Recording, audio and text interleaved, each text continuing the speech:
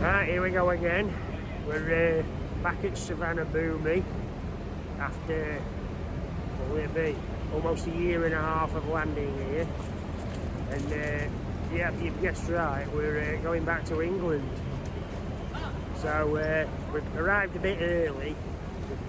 Check-in guest doesn't open for about another hour. So we're going to hover around here, check our bags in and get some breakfast and then fly to Heathrow, where I've got a car rental where I'm going to drive back to Sheffield. So I'll pop back at some point and update you on where I am.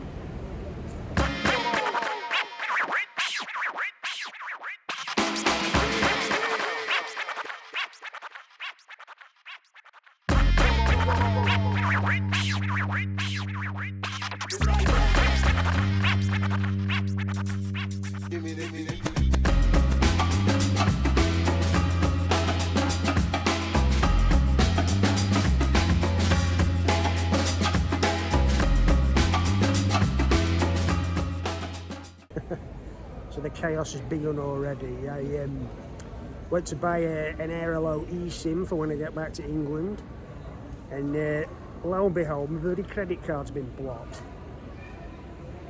Don't know how. Something to do with a cash withdrawal. It happened the other night when yet another one of my cards had been sabotaged as well. I'm having an absolute perpetual banking nightmare at the moment. But anyway, I've been on the phone to Halifax, sorted that out because I need it to make this deposit on when I pick this car rental up when I get back to Heathrow. So thankfully that's all sorted. We're about to get on the plane.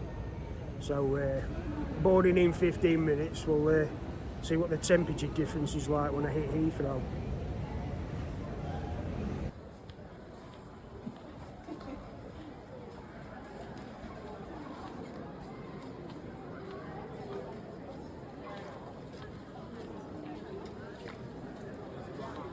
This is it, through customs into Heathrow. Now I've got to find this bloody car hire place. So, I look a bit of a dick talking to my phone here, so I'm going to put it away, find the car hire place, check back in. Okay, so I'm now sitting in the spot where I made my first ever TikTok video just before I set off to Thailand, nearly 18 months ago. So yeah, it's quite monumental, this. So I am, as you can see, well and truly back in Sheffield now. You can see the grey skies behind me. You can see the evidence of the drizzle. It's not as cold as I thought it was going to be. It still feels quite mild, like it's the end of summer, but it's a lot fresher, and I'm enjoying not having my clothes sticking to me with humidity, so that's one very good part of it. I've just had a cup of tea with English water, which tasted absolutely divine. Better than anything I've ever had in Thailand, so that was a quick win. I've just had a bath for the first time in about, God, heading on for 2 years, which was really nice. So yeah, it is quite nice to be back.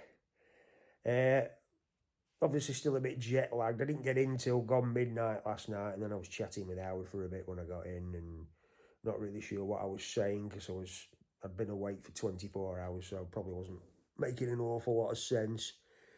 But today I'm just going to have a bit of a recoup, adjust into the time zone and everything. Probably go and have a bit of wander around and look at some old places a bit later on. But it's just going to be an interesting week, this, isn't it? We'll see what we can find in a bit.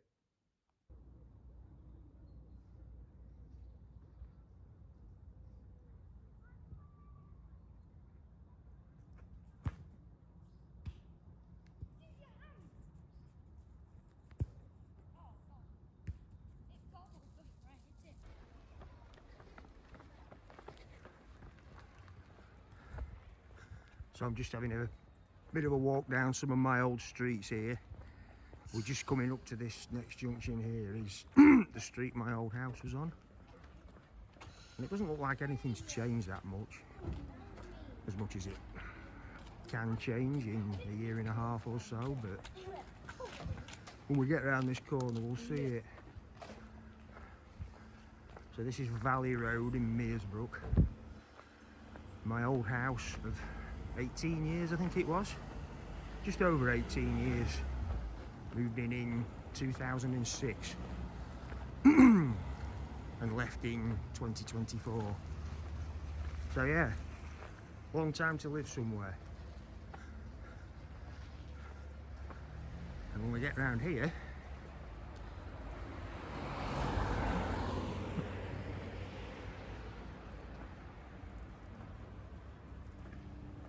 there it is.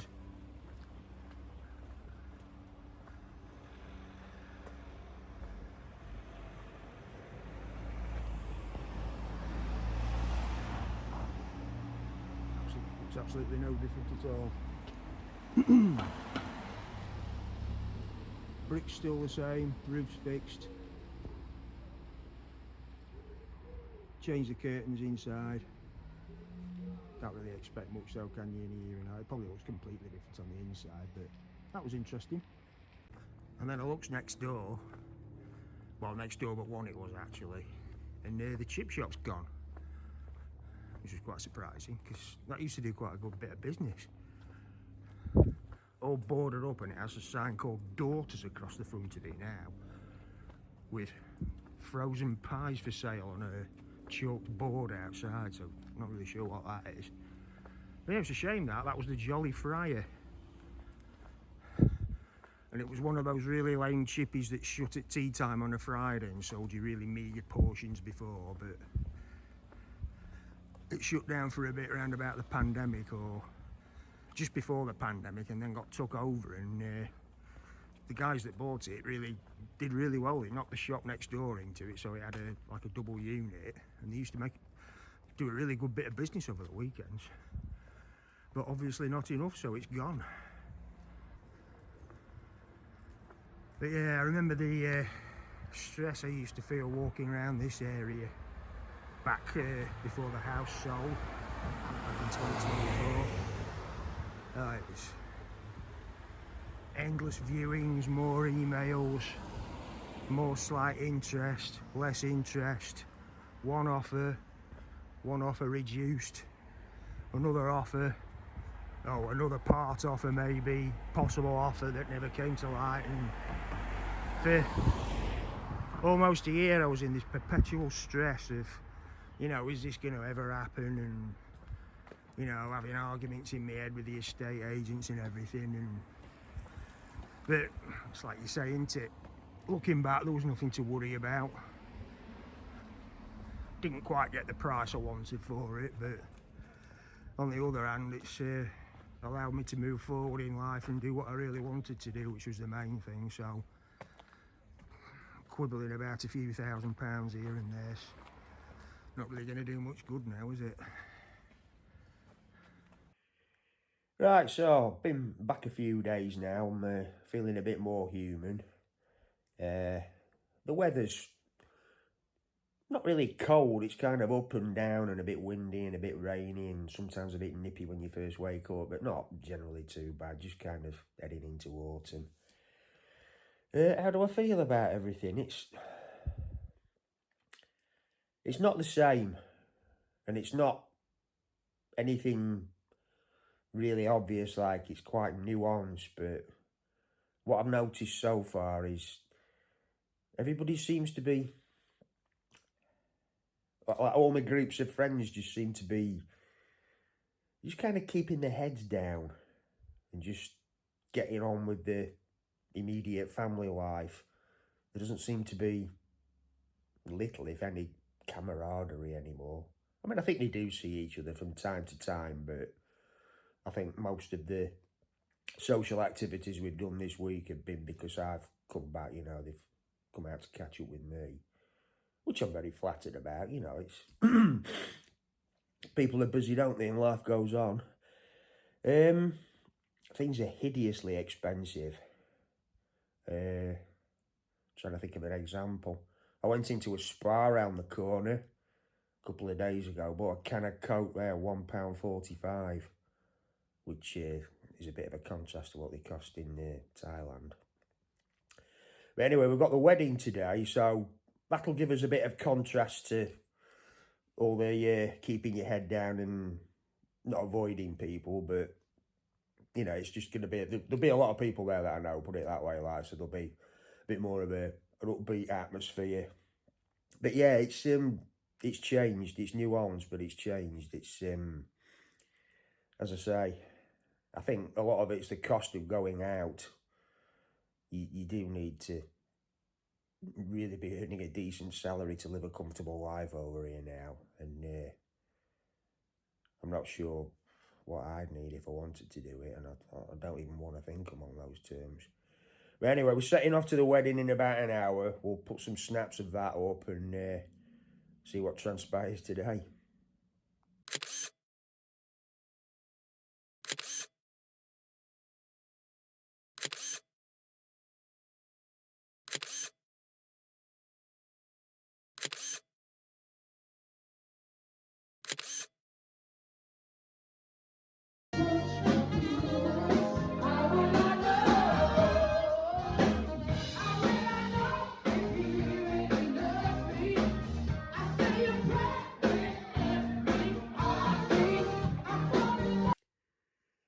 So as short as this video actually is, my time here is now approaching an end. I'm flying back tomorrow night, and with it being Heathrow, I'm going to have to set off about 12:30 lunchtime. The flight isn't till 9:30, but I've got hire car to sort out and everything else, so I need to give myself plenty of time. Yeah, 10 days has gone like that. It's when you've got something to do every day, it's amazing how fast time flies. But I've seen, to be honest, I've not quite seen everybody I wanted to. And if you're watching this and you're one of those I haven't seen, I do apologise. It was nothing malicious, like it's just time was a factor, and I was flying around like a headless chicken for most of it. But it's been absolutely fantastic to see everybody again. The wedding was great. That went down with a bang. Great pictures, a few little videos, bit of dancing, bit of, well, on my part, a bit of humiliated dancing, but it's weddings, isn't it? So that's what you do. I've just got to go and see my sister for a bit later on. And then I'm meeting 2 old friends just for a couple of hours in the local pub near my sister. And then that's it. Back to Howard's, get packed up, sleep, wake up, and get back tomorrow lunchtime about 12:30, something like that, with a 3-hour drive ahead of me. So that was England. It's not been the most riveting or visually exciting, but it was more of a reflection over what's happened since I left, which has obviously been approaching a year and a half, and it was just to kind of measure things against how I'd left. And as I say, you know, I did expect change.